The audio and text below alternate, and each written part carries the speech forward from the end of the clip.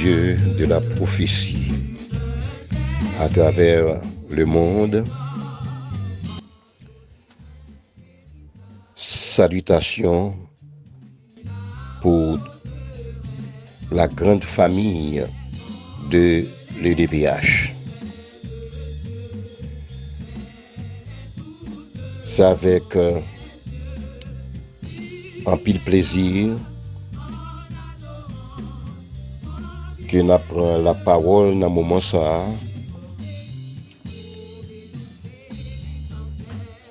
pour nous capables non seulement saluer tous les chrétiens d'Haïti et ceux d'outre-mer, en même temps pour nous faire lecture d'une portion de l'écriture et pour nous prier ensemble.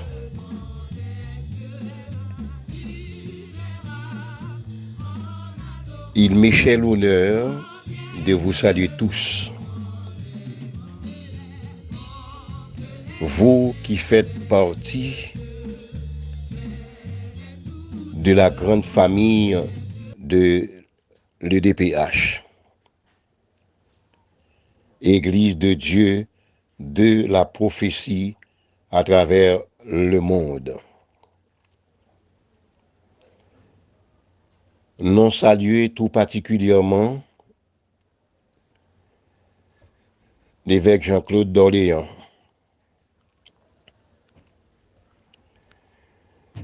le bishop national de l'Église de Dieu de la prophétie en Haïti. Nous saluons à toute famille. Nous saluons également le pasteur Jacob Virgile, qui a fait un travail hors pair pour émission ça, qui a été vivant dans l'esprit et dans les cœurs de tous les chrétiens de l'Église de Dieu de la prophétie éparpillés à travers le monde. Nous saluons tous les bishops de l'Église de Dieu de la prophétie en Haïti. Nous saluons le comité directoire dans son ensemble. Nous saluons tous les superintendants des 20 districts de l'Église de Dieu de la prophétie en Haïti, sans oublier leurs proches collaborateurs, pasteurs, évangélistes, diacres, tous les leaders, tous les membres de l'Église de Dieu et tous les sympathisants de cette grande association de l'EDPH. Nous saluons tous les secrétaires nationaux, selon leur position, selon leur rang. Nous vous saluons tous. Nous profitons de l'occasion pour nous saluer tous ceux qui, de près ou de loin, suivent cette émission de la grande famille de l'EDPH. Tous les chrétiens éparpillés à travers les 5 parties du monde, nous vous saluons tous et nous vous souhaitons bon courage dans le Seigneur. Que vous soyez en Amérique, que vous soyez aux États-Unis, en France, au Canada, au Mexique, dans les Grandes Antilles,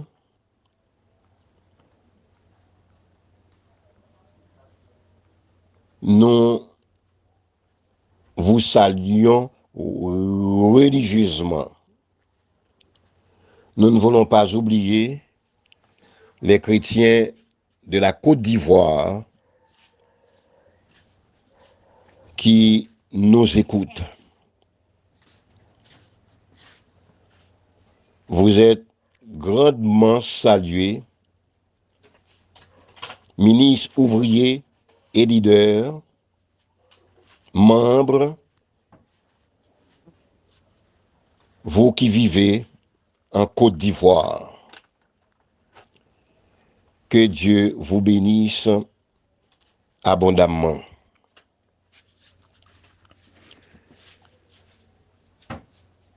Merci.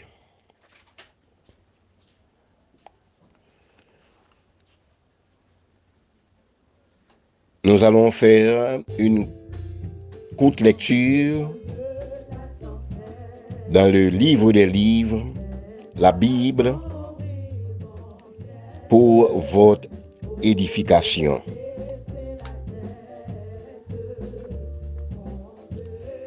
Une courte pause.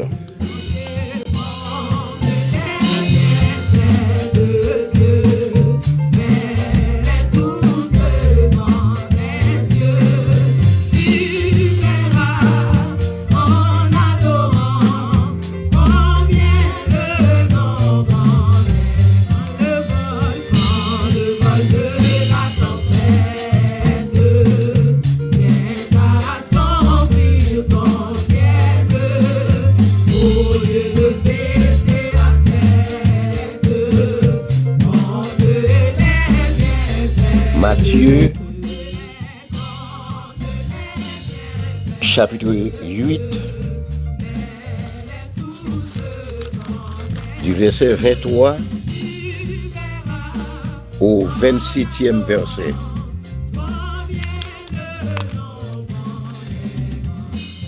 Matthieu, chapitre 8, à partir du verset 23e. Tempête apaisée. Verset 23. Jésus monta dans la barque et ses disciples le suivirent. Et voici, il s'éleva sur la mer une si grande tempête que la barque était couverte par les flots, et lui, il dormait. Les disciples, s'étant approchés, le réveillèrent et dirent: Seigneur, sauve-nous, nous périssons.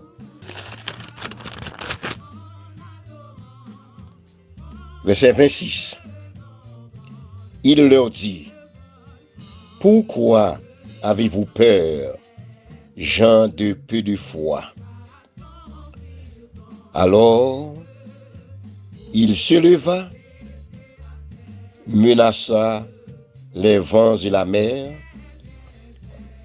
et il y eut un grand calme. Ces hommes furent saisis d'étonnement. Quel est celui-ci, disait-il, à qui obéissent même les vents et la mer? Alléluia. Quel est celui-ci, disait-il, à qui obéissent même les vents et la mer.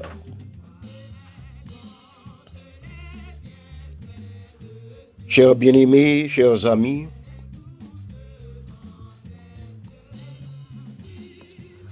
vous savez fort bien que moi que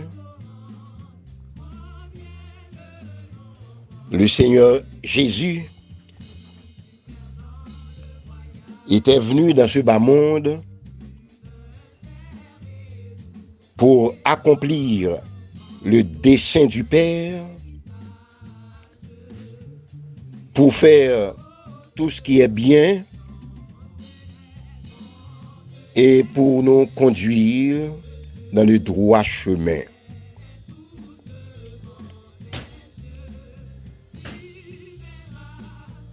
Jésus avait choisi ses disciples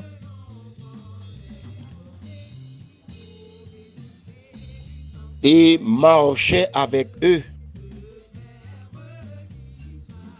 par mont, par vallée et par mer, accomplissant des merveilles.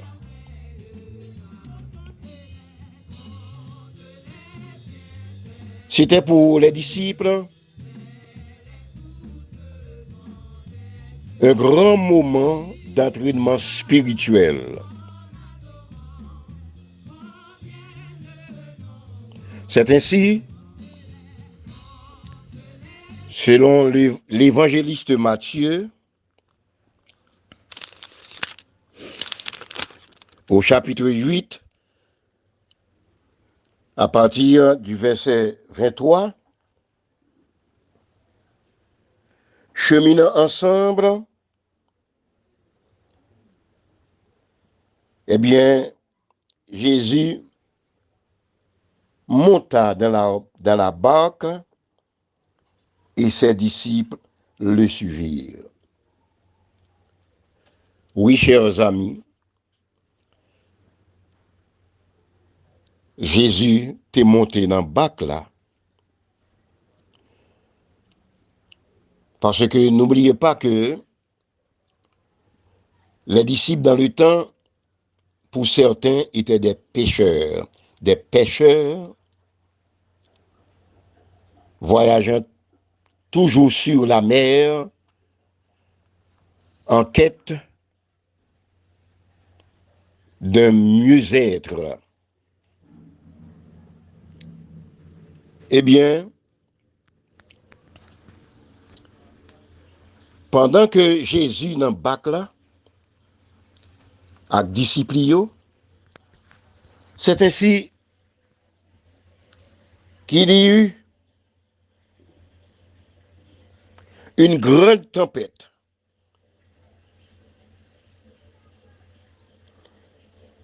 Et la barque était couverte par les flots. Et selon la Bible, Jésus était en train de dormir.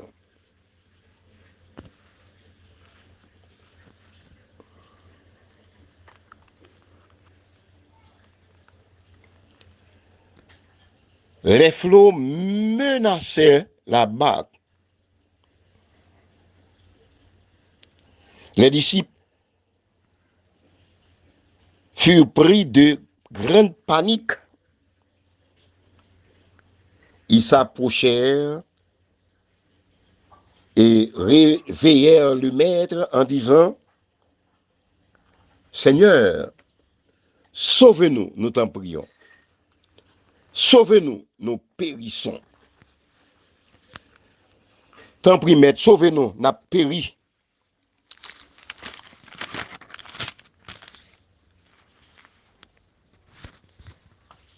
Alors,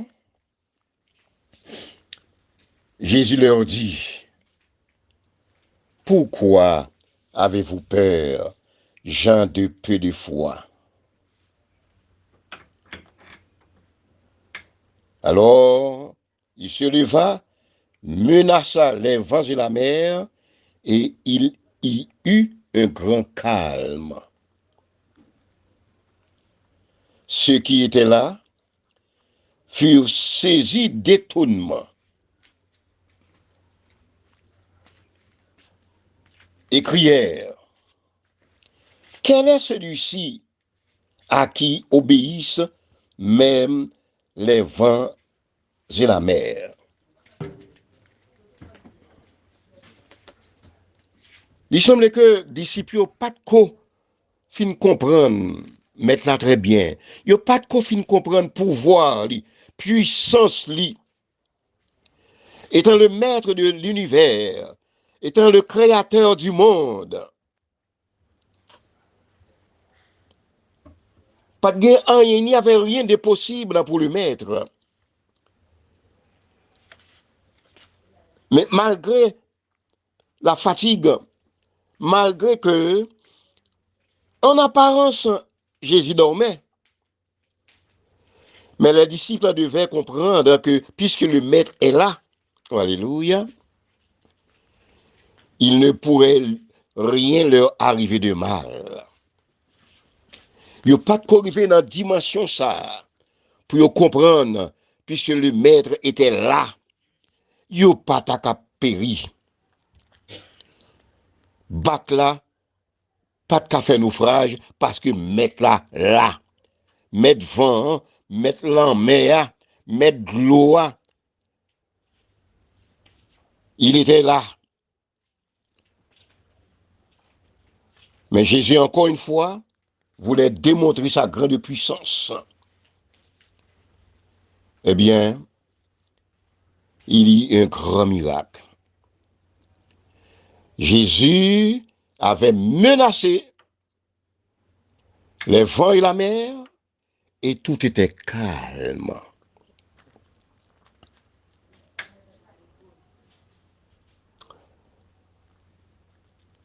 Quel est donc celui-ci à qui obéissent même les vents et la mer? C'était le cri des disciples. Chers amis, ça c'est un exemple pour nous. Malgré les difficultés que nous pouvons rencontrer dans ce bas monde, malgré les moments terribles,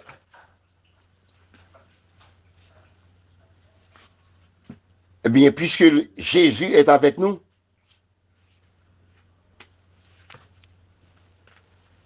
nous n'avons pas besoin d'avoir peur. Haïti, notre cher pays, a traversé des moments difficiles. Et pas vent à tempête seulement qui menaçait Haïti. Haïti, notre cher pays, est sur le point de sombrer. Le monde va à la dérive. Mais pour nous autres chrétiens, qui croyons fermement dans la puissance de notre Seigneur Jésus-Christ, le Maître de l'univers, nous n'avons pas besoin de peur. Nous n'avons pas besoin de troubler. Mettre-la là. Alléluia. Oui, mettre-la là. Nous avons traversé des moments très, très difficiles, surtout en Haïti. Nous ne pouvons pas circuler comme nous le voulons.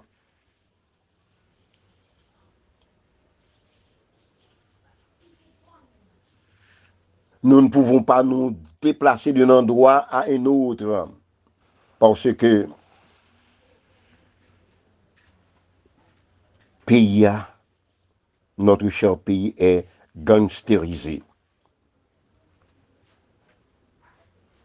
Partout dans ce pays, c'est crime sur crime, meurtre sur meurtre, atrocité.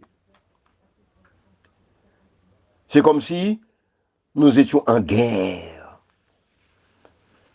Nous sommes en guerre avec nous-mêmes. Nous sommes prisonniers dans notre propre pays. C'est comme si pour Haïti, le monde a fonctionné à l'envers. Mais puisque maître là, puisque le maître est là, chers amis, en ont gardé la foi. Il est vrai, ce qui se passe maintenant en Haïti, ça sort de l'ordinaire, c'est étonnant.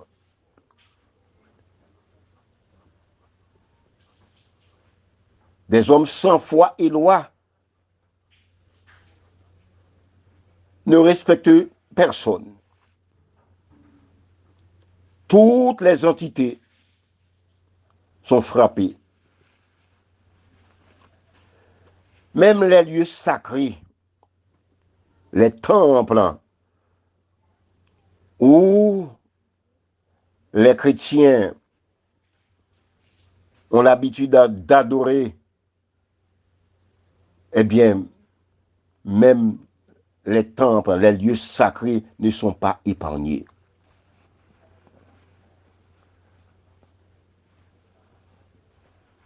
Beaucoup de chrétiens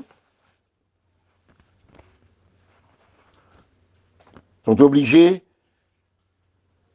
de laisser leur zone pour aller dans une autre zone et puis à font pèlerinage, passer ici, passer là, et en dépit de tout, ils vont joindre la paix.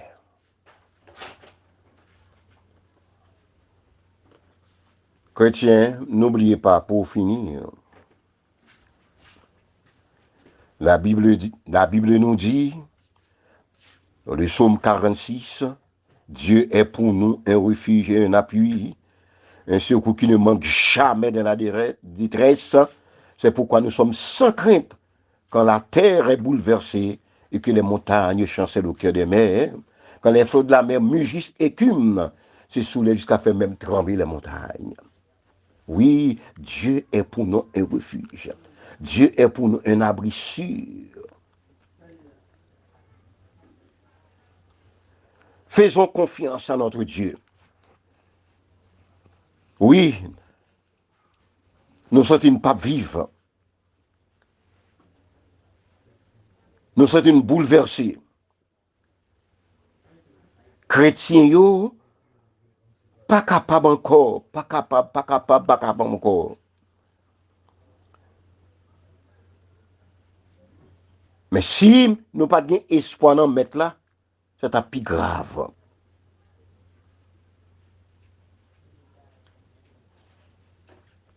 Le nom du chapitre 24 dans l'évangile selon Matthieu, qui parlait de grands bouleversements qui a gagné à travers le monde. Le nom arrivé dans verset 22, la Bible nous dit, et si ces jours n'étaient abrégés, personne ne serait sauvé. Mais à cause des élus, ces jours seront abrégés. À cause chrétiens, à cause sauvés, à cause élus, à cause de l'église militante qui sous terre toujours, bon Dieu a coupé dans le jour. Il est déjà coupé dans le jour. Si bon Dieu pas fait ça, eh bien, non, personne ne peut pas résister. Non, dit merci. On aurait les victoires, chers chrétiens. On a dit bon Dieu merci. Puisque maintenant là avec nous, car si Dieu est pour nous, alléluia, qui sera contre nous? N'oubliez pas, chers amis, le maître est là. Puisqu'il est là, eh bien, n'ayons pas peur. Avançons sans frayeur, faisons confiance au maître, et ainsi, nous allons avoir la victoire. C'est la grâce que nous vous souhaitons tous au nom de Jésus. Que le Seigneur vous bénisse.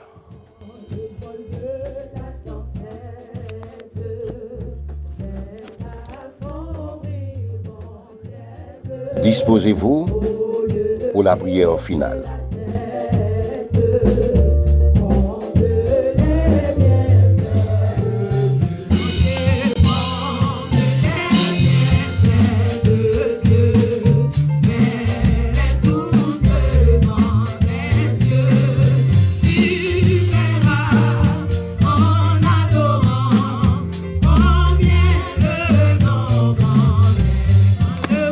Seigneur éternel, notre Dieu, nous remercions infiniment pour moment ça, moment bien particulier que nous venons de passer ensemble.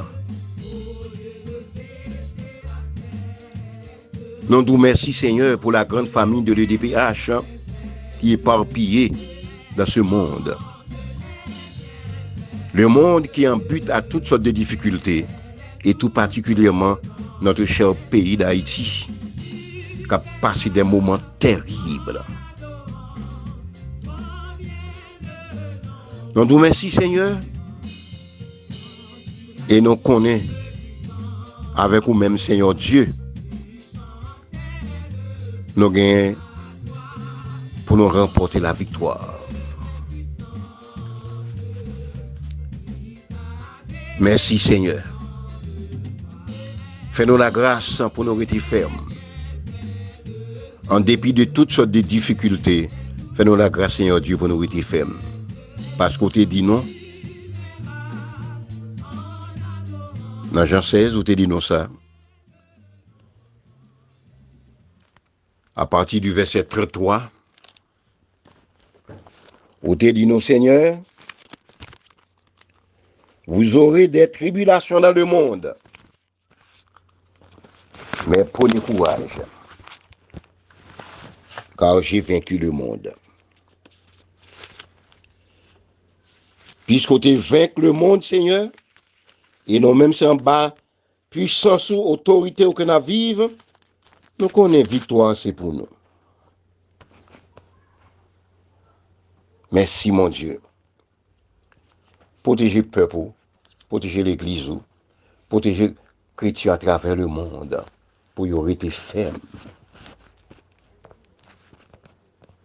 Merci, mon Dieu. Merci, mon Dieu.